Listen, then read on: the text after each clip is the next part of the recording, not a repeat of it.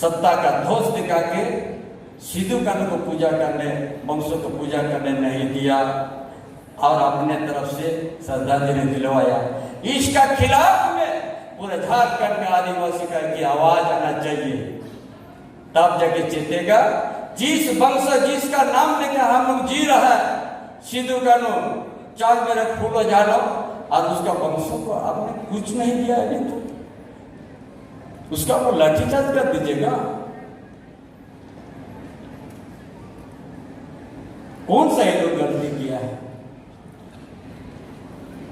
इसीलिए 22 दिसंबर को 5 लाख से ज्यादा हम लोग पहुंचेंगे और सारा ये जो व्यवस्था जो हम लोग का खिलाफ है, फिर से बड़ा जन आंदोलन करके झारखंड को हम लोग अपना सम्मान, अपना परंपरा, अपना रूढ़िवादी प्रथा के साथ झारखंड को एक नया झारखंड, आदर्श झारखंड को निर्माण करेंगे।